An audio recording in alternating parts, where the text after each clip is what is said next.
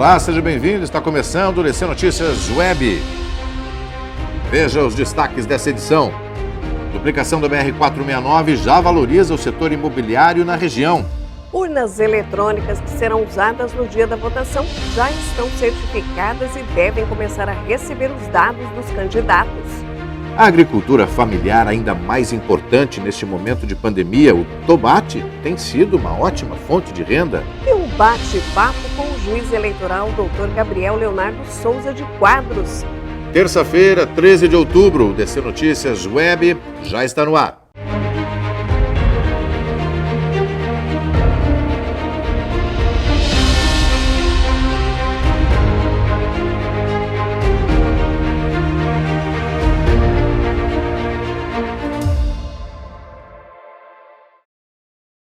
Olá, nós começamos o DC Notícias Web desta terça-feira com uma ótima notícia que é reflexo do desenvolvimento de Foz. A duplicação da BR-469 finalmente vai sair do papel e isso já está refletindo no setor imobiliário no local. No início do mês passado, foi lançada a pedra fundamental para a duplicação da BR-469, também conhecida como Avenida das Cataratas, com a presença do presidente do Brasil, Jair Bolsonaro, e com o governador do Paraná, Carlos Massa Ratinho Júnior. Com a duplicação da 469, os terrenos próximos à BR valorizaram, já que o corredor turístico da cidade vai expandir, dando mais visibilidade aos bairros da região. A obra é esperada há anos pelos profissionais do turismo e também pelos moradores das intermediações. Mais de 3 loteamentos estão sendo construídos e o valor dos terrenos aumentou. Segundo as imobiliárias, os preços subiram em até 40%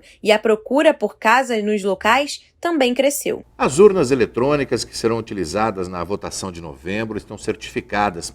Agora, falta apenas que elas sejam abastecidas com os dados dos candidatos. Quase tudo pronto para as eleições do próximo dia 15 de novembro. Nos cartórios eleitorais, os documentos estão sendo preparados para serem repassados aos presidentes de cada sessão. Coletes para quem vai trabalhar e muito álcool em gel. Cada mesário vai receber um como este para a higienização. As urnas também estão quase prontas. Todas foram testadas, mas resta ainda inserir os dados dos candidatos. Apesar da pandemia, muitos agricultores que plantam em suas pequenas propriedades estão conseguindo se manter. Um produtor de tomate vende o fruto diretamente ao consumidor.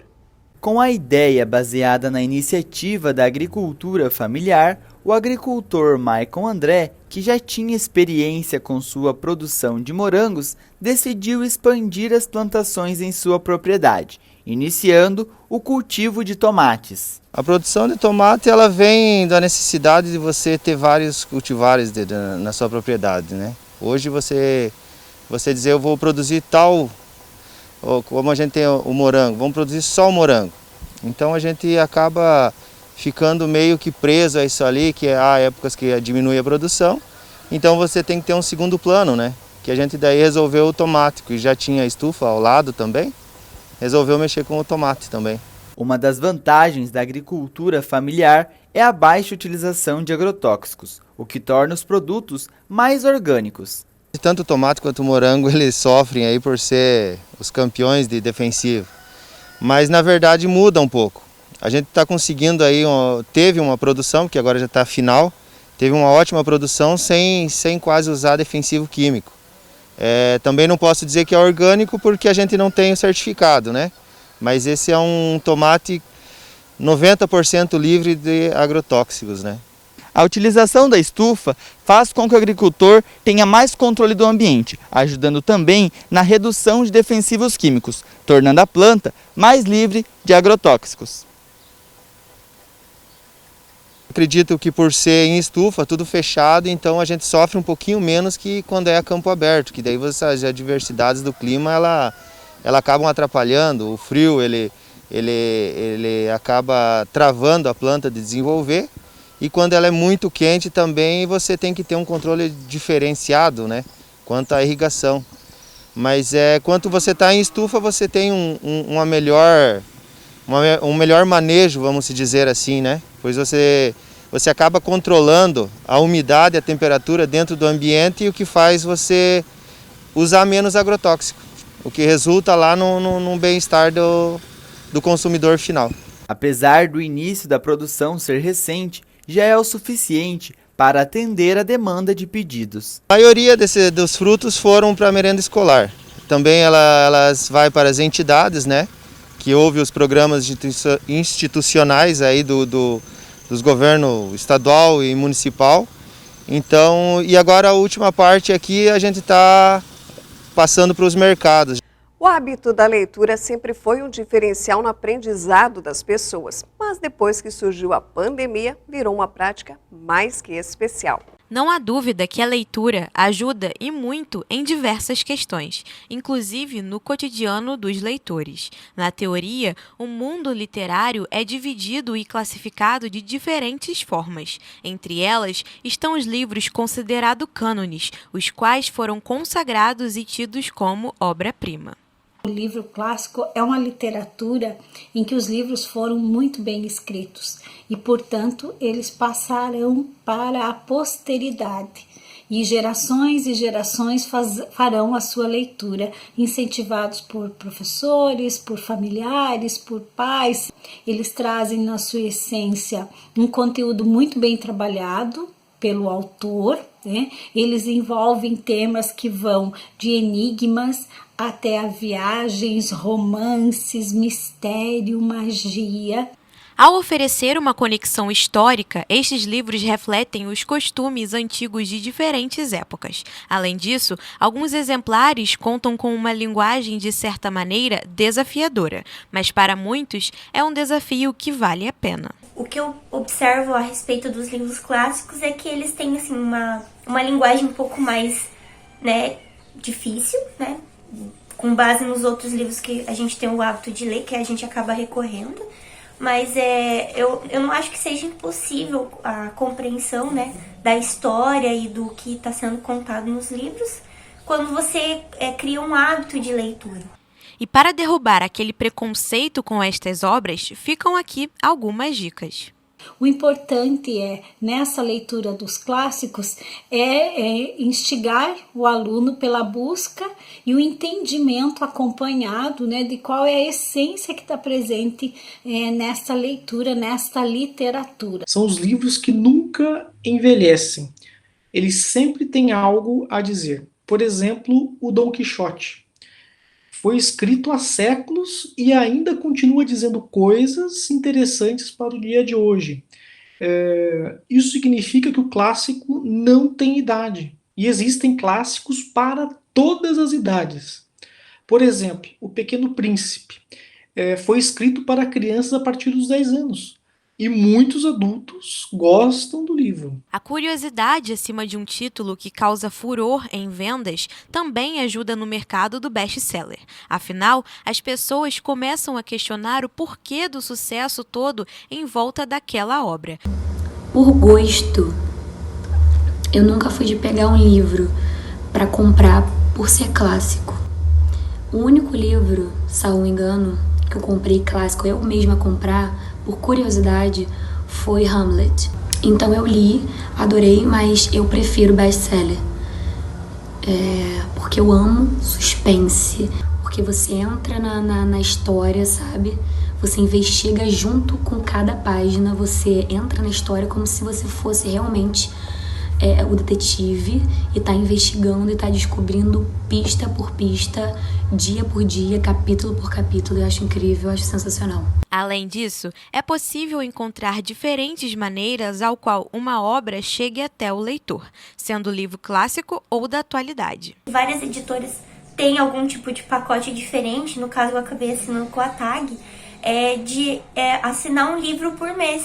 Então eu pago um valor, eles mandam todo mês para mim um livro, e dentro desse pacote eles mandam uma jornada da leitura, como tem ali atrás.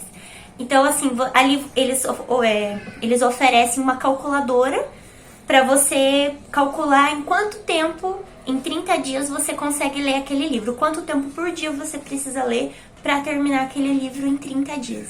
Isso é bacana porque você lê coisas diferentes, você sai da sua zona de conforto, de ir na livraria, escolher só aquilo que você gosta, e você passa a ler títulos diferenciados, de autores diferentes e autores até mesmo novos. Hoje, os projetos de leitura comprometidos com a formação do leitor vão colocar, né, dentro de um processo de organização e transição de diferentes tipos de livro, a chegada aos livros clássicos. Existem algumas adaptações que alguns projetos utilizam para que o aluno primeiro faça a leitura dessa adaptação para depois chegar no original. O grande trunfo destes livros atuais está no fato de que grande parte deles é voltada para jovens, conhecido como Young Adults, e quanto mais livros chegam aos jovens, mais leitores adultos existirão. Então minha dica é essa, escolher temas que você gosta, que você tem facilidade, depois estipular algumas páginas para você ler por dia, e assim você vai criar um gosto pela leitura, porque ler é essencial, te ajuda em várias outras áreas.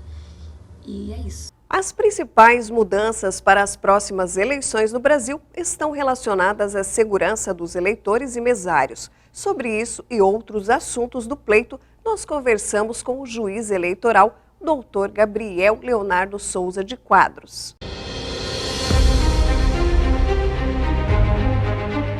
Para falar um pouquinho sobre as eleições, o próximo pleito, nós convidamos o juiz eleitoral, Dr. Gabriel Leonardo de Souza Quadros, justamente para abordar um aspecto geral dessas próximas eleições. E eu gostaria muito de agradecer a presença do senhor no DC Notícias Web. Isso eu que agradeço. A participação da imprensa é sempre importante, afinal nós vemos no processo eleitoral é sempre muito importante, porque a imprensa sempre é um órgão de informação que traz as notícias verdadeiras aos eleitores. E nesse momento de pandemia também é muito importante para esclarecer e informar o eleitor o nosso trabalho e a segurança que ele vai ter para votar no próximo dia 15 de novembro. Doutor, então vamos às novidades dessa próxima eleição em relação às últimas eleições no Brasil. Por conta da pandemia, as principais mudanças são em relação às questões sanitárias. A Justiça Eleitoral está tomando todos os cuidados para que o eleitor vote com segurança. A primeira mudança que nós temos é a ampliação do horário de votação, que aumentou em 1 hora. O prazo começa às 7 da manhã e vai até às 5 horas da tarde. Ou seja, o eleitor tem um prazo muito longo para poder votar, poderá escolher o melhor horário para votar, o horário com o menor movimento. E além disso, no período das 7 da manhã às 10 da manhã, será preferencial aos maiores de 60 anos. E nas sessões eleitorais, será recomendado que nas filas de espera, caso existam, que o eleitor mantenha uma distância mínima de 1 metro, os locais de votação serão higienizados constantemente, pede-se ao eleitor que, após votar, vá para casa e evite ficar no local de votação, porque ainda estamos no momento de pandemia, não é o momento de se aglomerar. E uma mudança importante também é a questão da justificativa. Nessa eleição, o eleitor não precisa votar, não precisa ir até o local de votação para justificar. Ele pode justificar através do aplicativo pelo celular, chamado e-título, ele pode baixar pela loja do celular, ou através do site do TSE. O e-título é um aplicativo fácil, ele consegue baixar pela loja do aplicativo, vai preencher dados pessoais, o seu nome, CPF, nome do pai, nome da mãe, e está pronto para fazer a justificativa por ali, e esse título também serve como título de eleitor. Caso o eleitor tenha perdido o título, ele não precisa vir no cartório eleitoral buscar uma segunda via. Esse título é o documento que ele pode apresentar junto com foto no seu local de votação para votar. Doutor, sem dúvida a questão sanitária é um dos grandes pontos aí de segurança aos eleitores e também aos mesários. Vamos frisar um pouquinho mais a questão de como vai funcionar esse processo de segurança sanitária no dia da eleição. É outra mudança também que é importante destacar na questão sanitária, que esse ano está dispensada a biometria, ou seja, não vai ter aquele contato do eleitor com o local biométrico. Então, a urna será higienizada constantemente, os mesários vão ter disposição e os eleitores álcool em gel. Recomenda-se também ao eleitor que leve uma caneta de casa para poder assinar um livro de votação, para evitar o compartimento de caneta. Essas são as medidas adotadas. E vai ter sempre um pessoal da Justiça Eleitoral no local orientando a quem precisar de algum auxílio. Outro ponto importante, doutor, é a questão dos horários que foram modificados, né? Exatamente como vai ser, que horas abre e que horas finaliza as eleições. O horário começa, esse ano excepcionalmente, às 7 da manhã E das 7 da manhã às 10 horas da manhã é um horário preferencial para idosos, ou seja, não é exclusivo. O idoso pode votar a qualquer horário. O que acontece é que das 7 da manhã às 10 da manhã ele terá preferência no atendimento. Então a gente pede que os eleitores maiores de 60 anos compareçam nesse horário preferencial, a fim de que tenham maior facilidade para votar e evite aglomeração. O encerramento, então, fica no mesmo horário, é isso? Às 5 da tarde. Doutor, o Paraná sempre foi uma referência na apuração, na agilidade da apuração das eleições, quer sejam eleições municipais, estaduais, federais, enfim, sempre foi uma referência. Existe alguma novidade com relação à apuração? A apuração continua praticamente o mesmo sistema que se adotou anteriormente, sem grandes mudanças, talvez algumas questões técnicas para melhorar a velocidade da apuração. O Paraná sempre foi um dos primeiros estados a apurar, sempre foi líder na apuração e nós estamos trabalhando para continuar desse modo. Um fator importante nas próximas eleições é com relação às justificativas, não é, doutor? Também houve uma modificação importante aí, porque quem não puder ir no local de votação pode fazer isso em casa mesmo. Ela pode fazer a justificativa pelo e-título, esse aplicativo do celular, ou pelo próprio site do TSE. O e-título é um aplicativo simples de manusear, você baixa pela loja do seu celular, preenche com seus dados pessoais, que são o nome do pai, o nome da mãe, seu CPF, e é um documento e é um aplicativo no qual você poderá justificar. Nós pedimos para quem for justificar, não saia de casa. Deixe o dia da eleição para quem realmente for votar. A justificativa pode ser feita em casa. Doutor, eu acho que é importante a gente frisar bastante a questão da cidadania, já que houve uma segurança, ou está toda a Justiça Eleitoral se mobilizando na questão sanitária. Importante destacar a importância do voto, a importância de ser cidadão no próximo dia 15 de novembro. Sim, é o momento do eleitor fazer as suas escolhas. Então nós temos eleições a cada 2 anos, um para presidente, governador, deputados, senadores e outro ano para prefeitos e vereadores.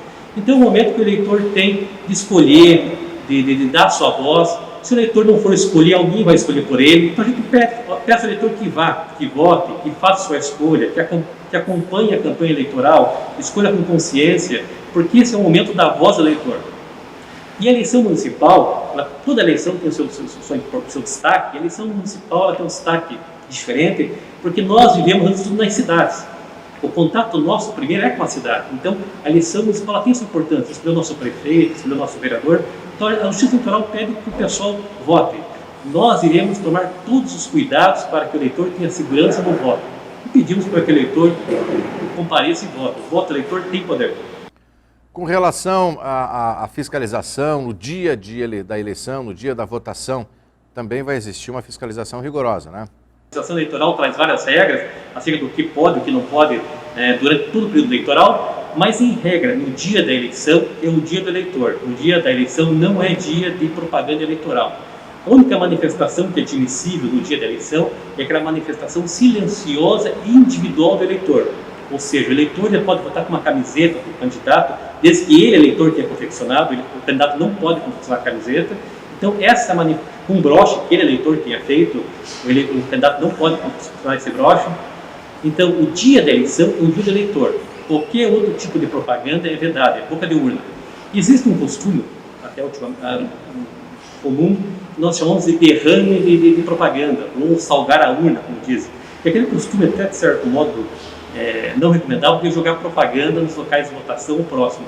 Esse ano, esse tipo de conduta ela é vedada, isso pode implicar em multa a quem fez e ao candidato que beneficiou por isso, e se houver abuso, pode implicar até em atuação em abuso do poder econômico. Juiz eleitoral, Dr. Gabriel Leonardo Souza de Quadros, eu gostaria muito de agradecer a sua atenção, obrigado pela participação no DC Notícias Web, sempre trazendo as informações necessárias, e tenho certeza que todo o processo eleitoral será, mais uma vez, muito tranquilo. Muito obrigado. Ok, eu agradeço mais uma vez a presença de vocês, e a Justiça Eleitoral está à disposição para orientar o que for possível aos eleitores da nossa cidade.